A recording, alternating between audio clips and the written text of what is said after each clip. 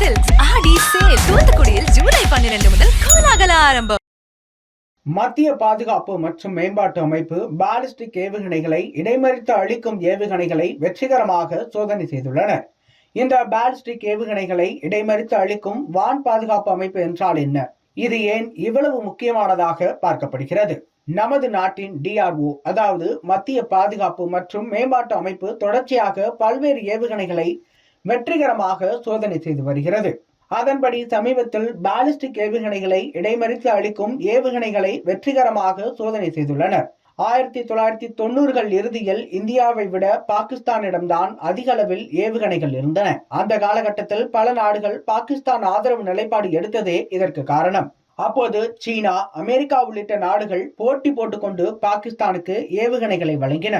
அந்த ஏவுகணைகள் இந்தியாவுக்கு எதிராக பயன்படுத்தப்படலாம் என்பதால் ஏவுகணைகளை தாக்கி அளிக்கும் இன்டர்செப்டர் மிசைல்கள் இந்தியாவுக்கு கட்டாயம் தேவைப்பட்டது. இதற்காக சிறப்பு திட்டமும் உருவாக்கப்பட்டது. கடந்த 2000 ஆண்டு அப்போது பிரதமராக இருந்த வாஜ்பாய் இதை தொடங்கி வைத்தார். அப்படிதான் நமது நாட்டில் இந்த பாலிஸ்டிக் ஏவுகணை பாதுகாப்பு அமைப்பு உருவானது.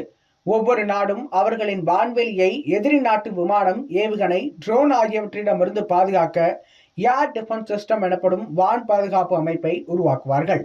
நமது இந்தியாவும் இதே போல பாலிஸ்டிக் ஏவுகணை பாதுகாப்பு அமைப்பை வலுவாக வைத்திருக்கிறது. எதிரிகளிடமிருந்து வரும் ஏவுகணைகளை எவ்வளவு தொலைவில் இடைமறித்து அழிக்க முடிகிறது என்பதை பொறுத்து இதில் பல வகைகள் இருக்கிறது.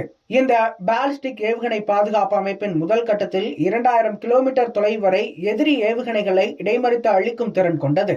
இவை ஏற்கனவே தற்போது இந்தியாவில் பயன்பாட்டில் இருக்கிறது. இதன் மூலம் பாகிஸ்தானின் சில பகுதிகளில் இருந்து இந்தியாவை தாக்க ஏவுகணை அனுப்பப்படுகிறது என்றால் இந்த ஏவுகணை பாதுகாப்பு அமைப்பு நம்மை காக்கும். அடுத்து இப்போது சுமார் 5000 கிலோமீட்டர் தொலைவில் இருந்து ஏவப்படும் எதிரி ஏவுகணைகளை இடைமறித்து அழிக்கும் திறன் கொண்ட வான் பாதுகாப்பு அமைப்பை இந்தியா இப்போது சோதித்திருக்கிறது.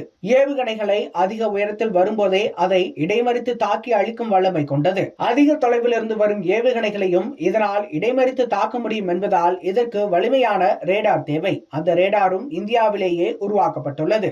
இதில் ஸ்வாரத்துஸ் ரேடார் என்ற ரேடாரை பயன்படுத்தியுள்ளனர். இந்த அமைப்பை தான் சமீபத்தில் வெற்றிகரமாக சோதனை செய்துள்ளனர். ஒடிசா மாநிலம் சந்திப்பூரில் தான் இந்த சோதனை நடந்திருக்கிறது. இந்த சோதனையில் ரேடார் டிராக்கிங், ஏவுகணை வழிகாட்டுதல் மற்றும் தகவல் தொடர்பு எப்படி இருக்கிறது என்பது குறித்தும் சோதித்துள்ளனர். உலகளவில் அமெரிக்கா, ரஷ்யா, சைனா, இஸ்ரேல் ஆகிய நாடுகளிடம் மட்டுமே இந்த அதிநவீன தொழில்நுட்பம் இருக்கும் நிலையில் இந்த லிஸ்டில் இப்போது இந்தியாவும் இணைந்துள்ளது. சென்னை சில்க்ஸ் ஆடி சேல் தூத்துக்குடியில் ஜூலை 12 முதல் கோலாகல ஆரம்பம்.